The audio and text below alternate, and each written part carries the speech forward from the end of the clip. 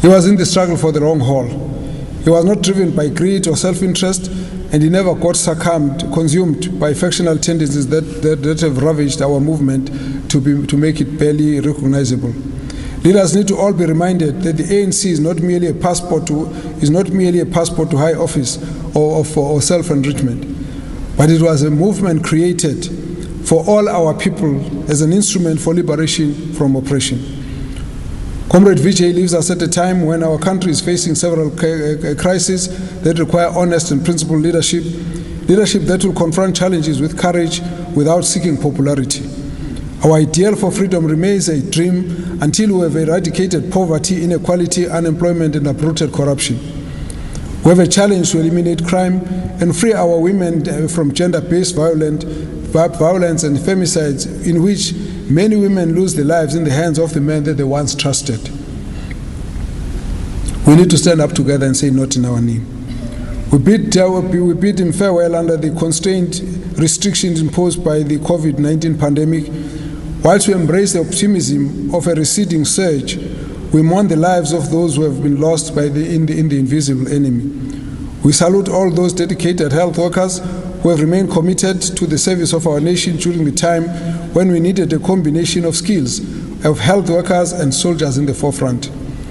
As minister and as part of government, we do undertake to do everything in our power to protect all our health workers. On his passing, let us remind those in positions of power that the struggle cannot be over until we entrench good governance, eliminate corruption, achieve true non-racialism, non-sexism, equality, and justice prevails. This is what Comrade Lieutenant General Ramlakan dedicated his life to. Comrade Vijay was a well-rounded cadre. He was articulate, always managed to simplify a difficult concept to win confidence.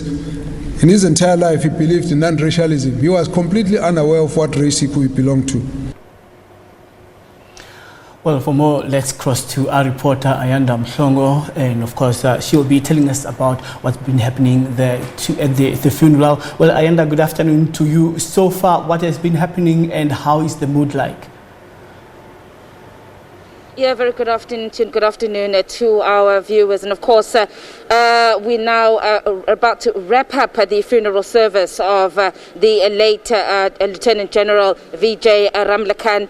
The funeral procession is now leaving the City Hall as he makes his final journey to the crematorium just outside Durban.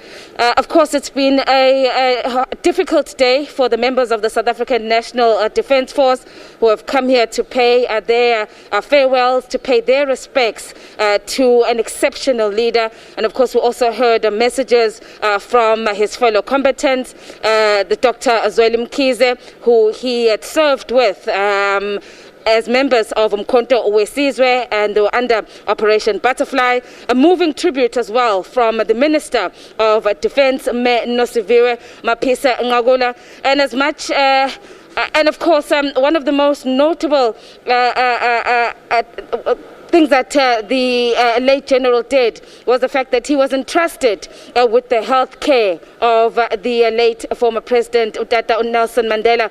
And of course, the minister just taking us through, and particularly that last day when the former president passed away, and the role that the Lieutenant General had played, and how sad he was. And she even said that on that day, of all the men that had surrounded the bed that were overlooking the former president, that she only saw the Lieutenant General cry. And she said that showed that the two had a very, very close relationship, and that was so difficult for him, having all the years taken care of him. But now, as we wrap up, let me now bring in also a former friend, a colleague, a former combatant of the Lieutenant General, Dr. Sbongiseni Dlomo. Dr. Dlomo, thank you so much for agreeing to chat with us. Of course, it's been a very, very difficult day from the tributes that we've heard today from the military as well. South Africa has really lost, as Dr. Mkhize said, a leader par excellent. Yes, it has been a great and a very painful week, starting from the day he passed on. Yes, as one of the speakers said, there's an empty seat around us. He was so remarkable. He was so resourceful. He was a very brilliant leader. I mean, some of us, I remember I've worked with him since 1982. Humbling.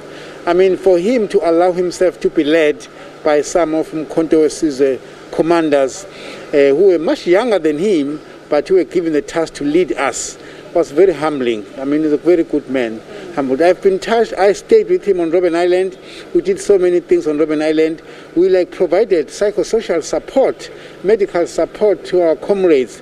And that is why today there are certain comrades who are still alive and well because of the contribution of Comrade Vijay on Robben Island. And he came again, continued his fight, and right up to now, last days of Nelson Mandela, who was there on his bedside. So he's been a remarkable leader, and some of us are extremely humbled to have been associated with such a great man.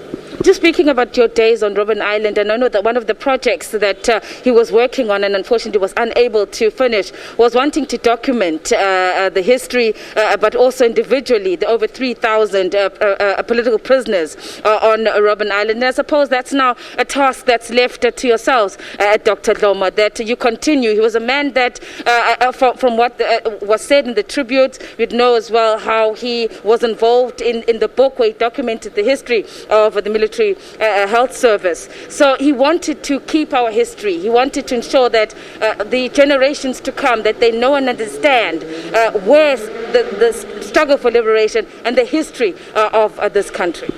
We'll do that diligently. We'll follow the footsteps of Dr. Vejay Ramlakan. But there's something probably you may not be aware.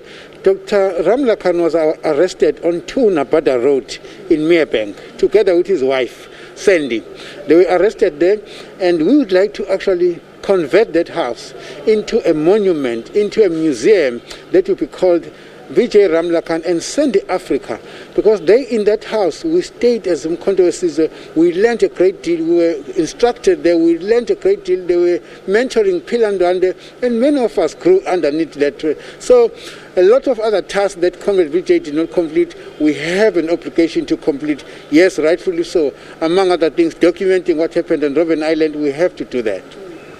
Humble and kind, I think, sums up what has been said through the tributes, what has been said today. But what else do generations that are coming up within the military, but as well within the African National Congress, but generally in the public, learn and can emulate from him? While humble and kind, but very stubborn, he will stick to his principles. He will stick to what he says. He will make you realize. And actually, you have to take a bit of convincing if you wanted to actually. But he would still differ with you in a very respectful manner. We'll miss him. But what you can do for us is to learn what he did and actually take those examples and carry forward with the struggles. Because really, right now, the struggle has not come to an end. It is continuing. Comrade Vijay is one of those who have passed on.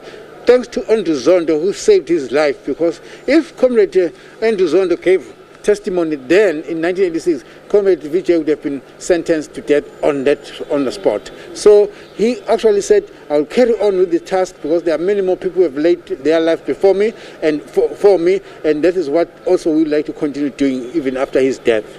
Dr. Dom, thank you so much for your time. Dr. Sbongiseni, a friend and a former combatant with the late Lieutenant General Vejay Ramlakan. Of course, his coffin and the family are now making their way from the Durban City Hall to the Clare Estate crematorium where he will be cremated. SANDF, the people of KwaZulu-Natal, the people of South Africa, indeed today saying their final farewells to a consummate soldier, a freedom fighter. And with that, it's back to you in studio. Ayanda Mhlongo, they're coming to us live from Durban, and of course moving on to other news.